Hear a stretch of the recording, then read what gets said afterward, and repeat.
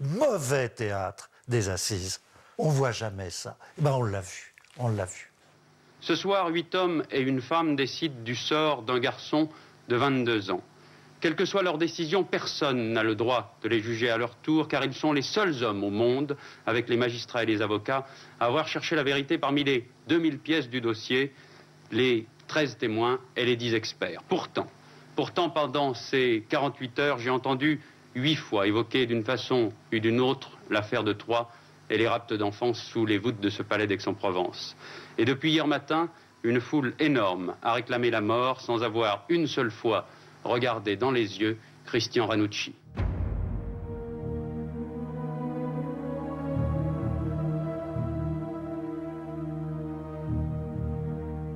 Dans la salle où nous étions, à l'extérieur, il y avait des gens qui criaient la mort, la mort, la mort.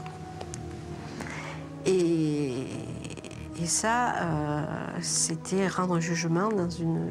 pas sereinement, quoi.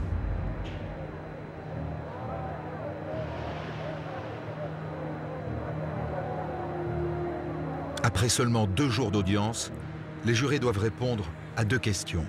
Christian Ranucci est-il coupable? Si oui, a-t-il des circonstances atténuantes? Les jurés vont délibérer pendant plus de 2 heures. Tout le long du procès, maintenant même un peu gambergé dans mon esprit, c'était quand même la situation de la famille, hein, quand même. Des pauvres gens, hein, qui en fait ne méritaient pas ça. C'était une famille humble, hein, qui était malade, il gagnait difficilement sa vie. Et moi, ça m'a énormément marqué pendant tout le procès, ça c'est sûr. Moi, je me sens très mal. Je me sens très très mal. Oui, tu es contre la peine de mort, mais là, c'est toi qui vas donner la mort.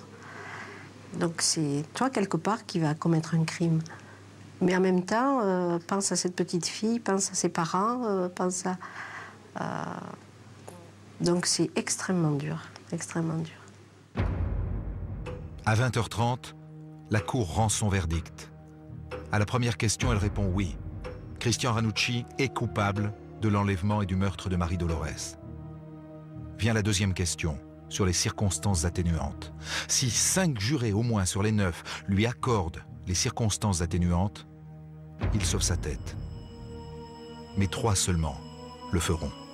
À Aix-en-Provence, on a attendu plus de 2 heures ce soir le verdict au procès de Christian Ranucci. Finalement, la nouvelle est tombée vers 20h30. C'est la peine de mort. Il nous a regardés, il a dit « ils sont tous fous ». Il dit « ils sont fous ». Voilà, c'est tout ce qu'il a dit. Il a dit « ils sont fous ». Et quand il était furieux. Furieux, mais je suis pas... Enfin, c'est pas... Mon propos n'est pas ironique ou, comment dirais-je, désinvolte. Je dis il est profondément heurté par ça. Je pense que là, il prend conscience. L'homme est étrangement seul lorsque, debout entre 2 gardes qui guettent la défaillance ou pire l'incident, lorsqu'il entend les mots « la cour et les jurés vous condamnent à la peine de mort ». Le mot « mort » semble se répéter dans la salle, dans les couloirs, dehors, sur le perron, où les gens attendent. D'un coup, un être humain vivant devient un mort administratif. La puissance des lois est capable de tuer un homme qui vit avant même qu'il soit mort. Cette aberration, je l'ai vue. J'ai vu ce jeune homme devenir blême, partir mort. Sauf si le président de la République veut bien le gracier. Mais, il était mort.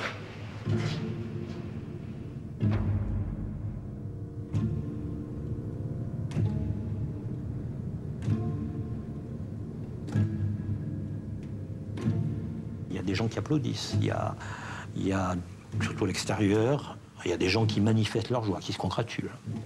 Et qui souvent n'ont strictement rien à voir et qui n'ont avec cette affaire, bien sûr, qui sont venus voir tomber une tête et qui ont eu cette tête et qui sont contents. Vraiment, c'était indigne de la condition humaine, ce qui se passait dehors, quelle que puisse être la décision de justice. J'ai accompagné Madame Maton. Nous avons été vraiment à la limite du lynchage, si vous voulez. J'ai dû échanger des coups pour me frayer un passage.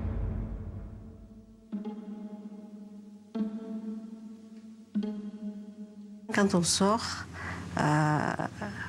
je dirais pas que c'est la liesse, mais bon, on sent que les gens qui sont là à l'extérieur, qui sont massés autour du tribunal, ils sont contents.